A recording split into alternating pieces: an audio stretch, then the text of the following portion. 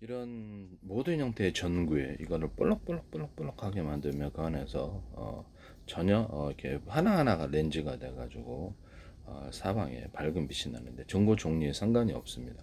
또는 여기서 오목오목오목한 홈을 파면 그것도 오목골처럼 작용해서 사방대 빛을 퍼뜨리는데 반사판에도 그러합니다. 형광등 필라멘트가 형광등이 아니라 저 필라멘트 이런 부분에도 오목한 그렇게 필라멘트 이렇게 금속에 오목한홈을 파주게 되면 그것도 사방으로 빛이 이렇게 많이 나게 되는데 볼록한 구조물을 약간 대남 매드 구조 마드 구조 이렇게 두툼한 부분을 조금 넣어가지고 거기서 열은 좀 축적이 되지만 훨씬 밝을 수 있습니다. 그런 기술을 쓰시면 제 기술이 되겠어요. 모든 전구 부분에 유리석용 코팅 제사로 유리막을 넣어서 제조하시면 훨씬 더 전구가 오래 가는데요. 금속, 필라멘트 금속에도 그러합니다. 구리선으로 전기선, 통지선으로는 구리선에도 유리석용 코팅 제사로 유리막을 넣어서 제조하거나 이렇게 대중소, 금속 자체를 이렇게 판으로 만들어서 대중소 나노 구조로도 가능한데요. 이렇게 넣어가지고 액상을 덮어서 그거를 구리줄로 전기선, 통선, 반도체 회로로 만들거나 트랜지스터 카펫으로 만들면 그것은 그 알갱이가 하나하나가 이렇게 서로 크기가 틀리는 거로 잘 흐르게 되는 현상이 일어나게 됩니다. 거기다 인비소, 질소, 흑연탄소, 풍속가를 섞어주거나 흑연탄소만 조금 섞어주더라도 제 기술입니다. 자철석 있는 버전, 없는 버전에서 그것을 반도체 회로에 들어가거나 또는 이렇게 LED 반도체, PM 반도체, P 쪽에는 적게 주고 N 쪽에는 많이 주는 구조로 들어갈 수도 있습니다. 사시면 제 기술이 되겠다. 이런 거 중구 방식을 하시면 제 기술이 된다라는 것을 말씀을 드립니다. LED 발광 다이오드가 40개다. 그럼 언오프 구조를 전구 방식도 언오프 구조를 가지거나 또는 대중소 크기를 대중소하면 빛의 사이즈가 융합돼서 강한 빛이 일어나는데요. 대공 방어망 할 때도 이렇게 대공 조명할 때도 쓸 수 있고 여러 가지 사이즈가 틀린 빛을 비춰주면은 강하게 융합한다는 레이저 공격 무기에도 쓸 수 있어요. 하시면 제 기술이 되겠다. 그래서 이렇게 반도체에서도 이렇게 수많은 볼록 렌즈를 이렇게 집중을 시켜가지고 여기다가 큰 볼록내 집중해서 하는 방식이나 이거 카이스트에서 교수님이 하시지 마세요. 이것도 YTN에 소개한 건데 오목한 렌즈를 하거나 오목한 홈을 하거나 다이아몬드 커팅을 세 가지 공진기처럼 점포가해서 빛을 써야 돼. 빛의 사이즈를 대중소해서 레이저 식각하는 방법으로 들어가는데 레이저 가공 장비 이런 것도 가능합니다. 역시나 전기 용접 같은 것도 그 전기를 강중력으로 넣어서 하시는 기술 이런 것도 할 수 있다. LED 발광 다이오드나 레이저 발광 다이오드 전기량을 강중력으로 넣어가지고 이렇게 빛의 사이즈를 틀리게 하시면 제 기술입니다. 이런 전구도 그렇고 LED 발광 다이오드, 레이저 발광 다이오드 같은 것도 겉으로는 하나쯤 있지만 대중소 크기를 따라서 다른 빛을 만들어내거나 사이즈가 틀린 빛을 만들어내서 융합하는 그런 현상을 만들어내시면 제 기술이 되겠습니다. LED 발광 다이오드나 전구 방식 이것이 40개다. 그러면 이렇게 그것을 언오프를 통해서 몇 개를 킬지에 따라서 빛의 밝기를 틀리게 할 수 있는데 20개만 킨데 10개만 킨데 40개 전체를 킨다든지 이런 기술도 가능합니다. 하시면 제 기술이 되겠습니다. 그렇게 해서 빛을 조절한다.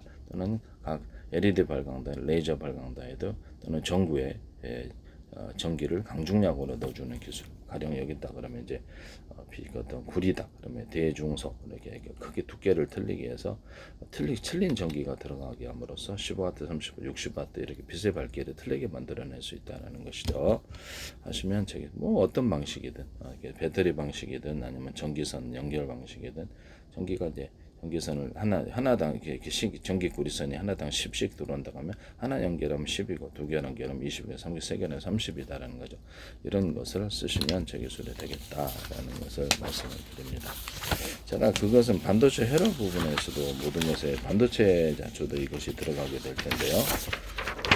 전자 회로 기판에서 배터리 방식이든 이것이 110, 200씩을 공급하는 전기선 방식이든 하나 연결할 때 두 개는 이제 세 개는 연결이 하나당 10씩 공급하면 두 개 하면 30, 다섯 개 하면 50이죠. 자동차 배터리도 제가 이렇게 분할해서 격벽 촬영 냉난방 하자고 그랬죠.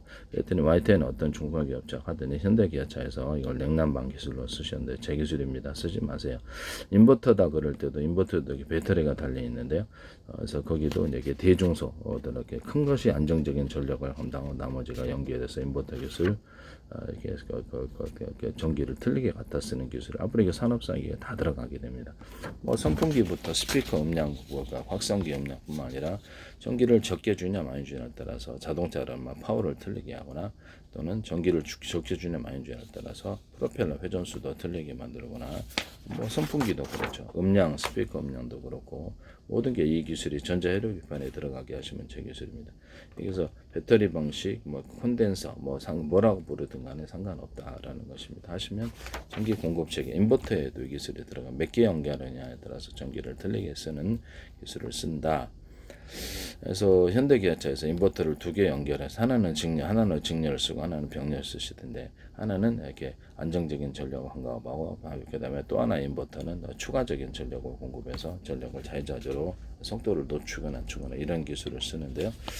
그래서 그거를 인버터도 배터리가 달려 있고 또는 하나의 전기를 공급하는 체계라 해서 한 개 연결할지 두 개 연결할지 이 기술을 쓰셨다라는 것을 현대기아차는 이거 말고도 다른 것도 하셨는데요.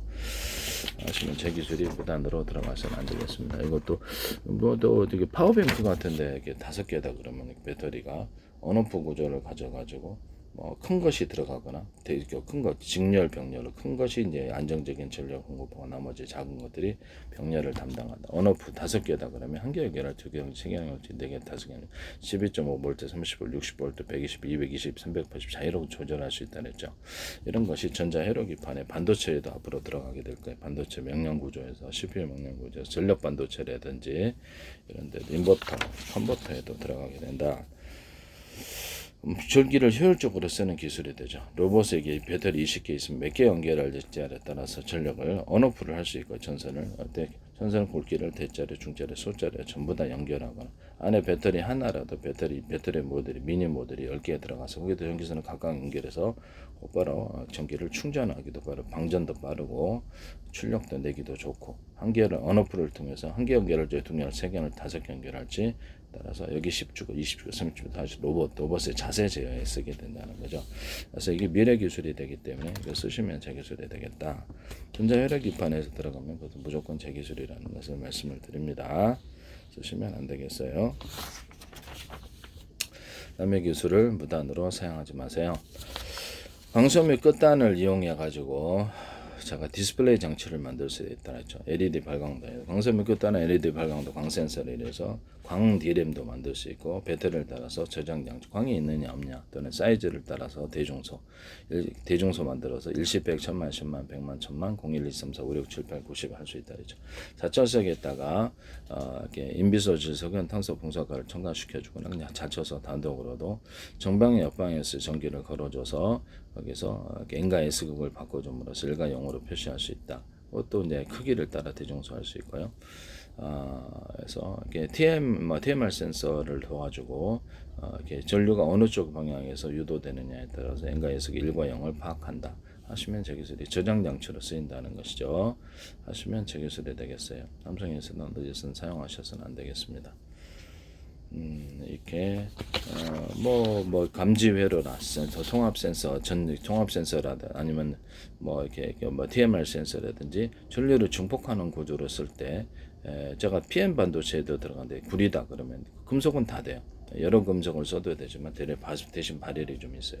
구리다 그러면 대중소 크기를 틀리게 들어간 것을 배터리 슬러리라든지 금속이나 비금속을 대중소 들어가는 기술, 금속이나 원목 플라스틱 또는 건축 내부 판넬을 만들 때 알갱이를 나노 구조든 뭐든 대중소 넣어가지고 힘이 전기나 열, 냉기 또는 힘이 잘 흐르게 하는 기술을 쓰시면 되겠습니다. 연기선 만들 때 보통 구리선이다 그러면 대중소 넣어서 그러고 이렇게 그걸로 이제 전기선, 통선, 반도체로 트랜지스터, 카패시터를 만드는데요.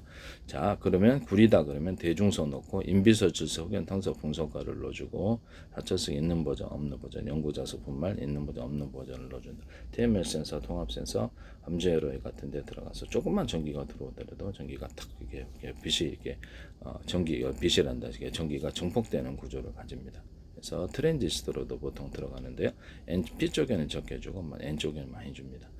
하시면 제 기술이 되겠다. 이것으로 이제 이게 태양광 같은 데서도 여기 N 쪽에는 여기 많이 주고 적게 주고 많이 주고 적게 주고 그 양을 덩컨에다 자천성을 넣어서 움직이는 전기장을 만들어서 자기장을 건드려 전기를 생산하는데 배터리 구조로도 이렇게 페인팅 구조로도 들어갈 수 있고요.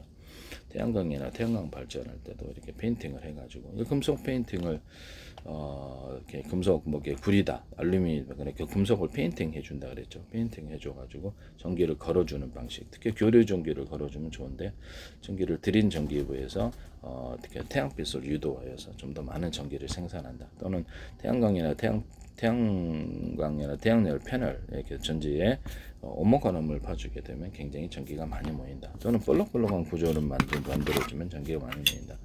여기다가 볼록볼록하게 금속을 추가하면 이것이 전기가 많이 생성이 모인다고 해요. 태양광이나 태양광 발전할 때 하거나 금속 구리줄을 두껍게 이런 평판이잖아요. 또 구워주면 고속선이 된다. 전자이든 2m 배에서 콜렉터에도 쓰거나 태양광에도 패널에도 금속 구리